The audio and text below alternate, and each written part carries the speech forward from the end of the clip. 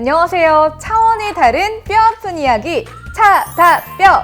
저는 진행을 맡은 이담규 아나운서입니다.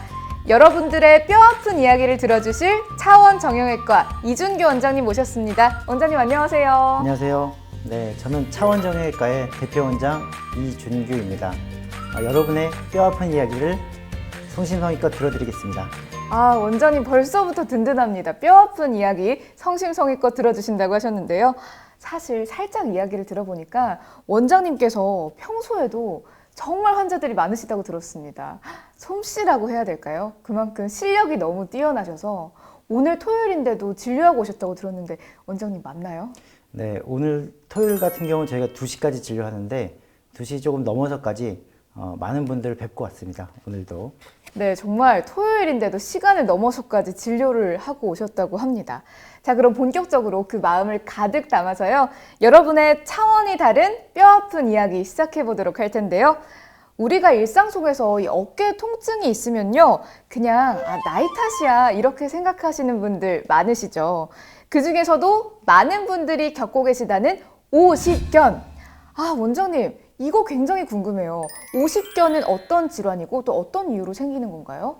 네, 오십견에 대해서 많은 분들이 여러 가지 이야기를 하시거든요. 그래서 저한테 오신 분들도 다른 병원을 갔다 오신 분들이 오십견이 맞다, 아니다 이런 얘기를 물어보시고 저한테 진짜 내가 오십견이 맞나요? 라고 물어보시는데 오십견의 의미는 예전에 저희 부모님 세대에서 50대쯤 되면 이 어깨가 이제 퇴행성으로 아팠던 그 질환을 그저 50대 때 아픈 어깨다. 그래서 오십견이라고 표현했는데요. 네. 그것의 정확한 의미는 유착성 관절낭염이라고 해요. 유착성 관절낭염이요? 네, 이게 조금 설명드리면 우리 관절들을 좀 이해하실 필요가 있어요. 우리 관절들은 크게 무릎이나 팔꿈치처럼 이 앞뒤로만 굽혀지는 관절이 있거든요. 이 관절들은 굉장히 힘을 쓰거나 우리가 버티거나 해야 되는 그런 기능을 담당하는 애들이고요. 네. 이 고관절이나 발목, 어깨처럼 우리가 방향 전환을 하고 자유자재를 쓸 수 있는 관절들이 있습니다. 그 중에서도 어깨는 특히 앞뒤로 좌우로 이 입체적으로 모든 방향으로 다 움직이잖아요. 네, 그래서 그렇죠. 이 유연성이 가장 큰 관절입니다.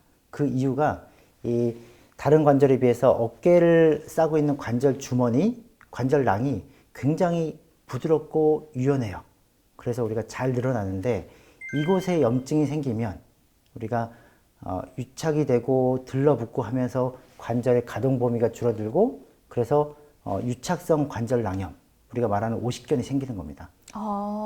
이게 초반에는요 단순히 좀 어깨가 뻐근한데 정도로 시작이 되는 것 같아요. 근데 오십견으로 진행되는 과정이 있을 텐데 그 과정에서 쉽게 알 수 있는 딱 특징적인 증상이 있을까요? 초반에는 사실 우리가 타박상과 염좌, 오십견을 구별하기 힘듭니다.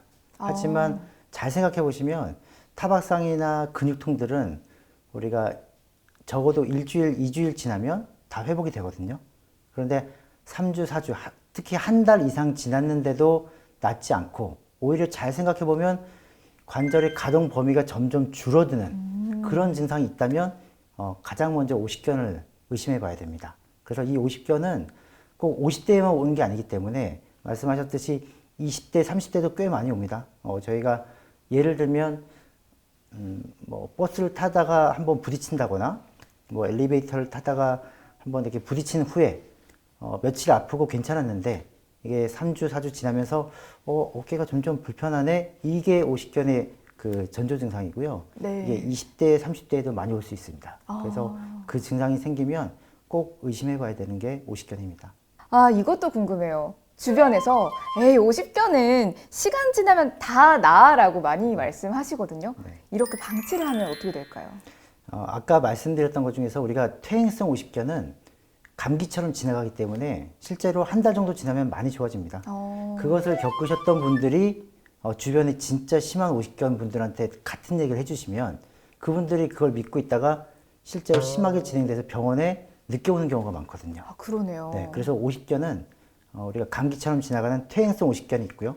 그리고 다른 이유, 회전근개 파열이나 석회성 건염, 외상 때문에 생기는 2차적인 오십견들은 이게 더 심하게 진행하기 때문에 그 주변에서 짧게 지나가신 그분들의 이야기와는 좀 다릅니다. 그렇다면 이 문제의 오십견 또 어떻게 치료해야 되고 어떻게 관리하면 좋은지도 궁금합니다. 이 오십견으로 오시는 분들의 가장 제가 안타까운 점은 많이 진행돼서 오신다는 건데요. 그때가 되면 저희가 병원에서 적극적인 치료를 할 수밖에 없습니다. 하지만 초반에 오시게 되면 저희가 오십견의 단계를 저는 한 4단계로 나누거든요.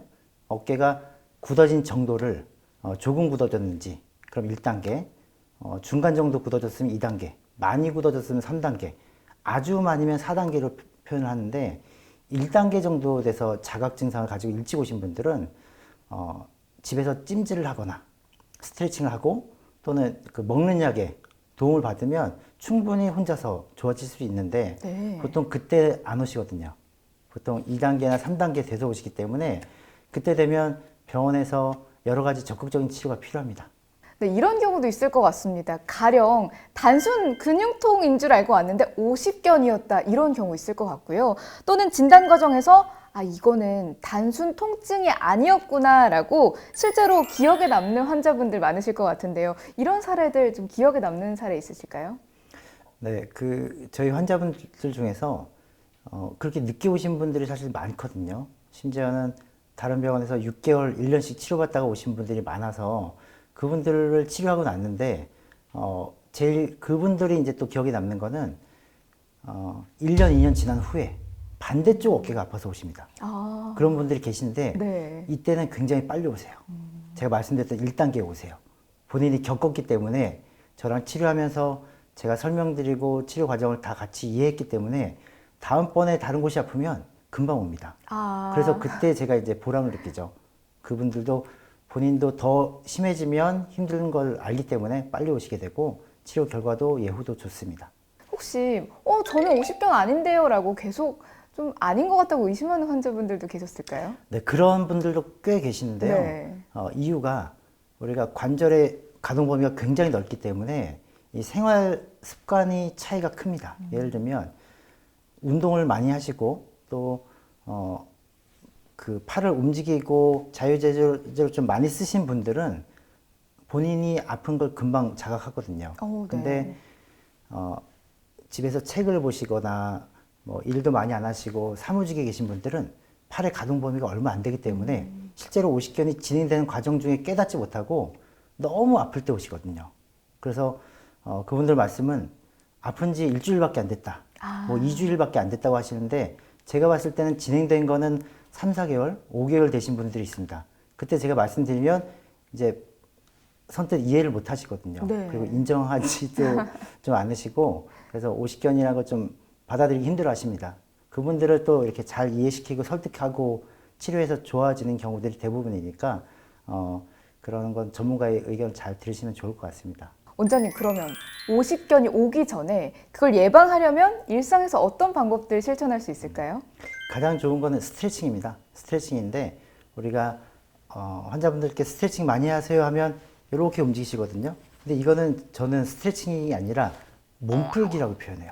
예를 들면 유산소 운동을 할 때도 그냥 천천히 걷는 건 유산소 운동이 아니잖아요. 조금 숨이 가쁘고 땀이 날 정도가 돼야 이제 운동이 되는 것처럼 이 스트레칭 해줄 때 이 정도가 아니라 벽에다 대고 우리가 쭉 올리고 혹은 반대로 젖혔을 때 약간 아프다고 느끼는 순간까지 한 다음에 네. 거기서 몇 초 더 버텨주고 이런 좀 적극적인 스트레칭을 하면 초기에 아주 도움이 많이 됩니다. 원장님, 근데 초반에 찜질로도 증상이 완화될 수 있다고 말씀해 주셨잖아요. 근데 그 찜질이 온찜질인지 냉찜질인지도 궁금한데요. 기본적으로 온찜질이라고 생각하시면 되고요. 저희가 일상생활에서 이게 온찜질을 해야 될지 냉찜질을 해야 될지 그 헷갈려 하실 때가 많은데요. 기본적으로 내가 운동을 많이 하고 관절에 뭐 열감이 있고 그랬을 때는 냉찜질이 좋고요. 네. 그 외에 일반적인 상황에서는 다 온찜질이 좋다고 생각하시면 됩니다.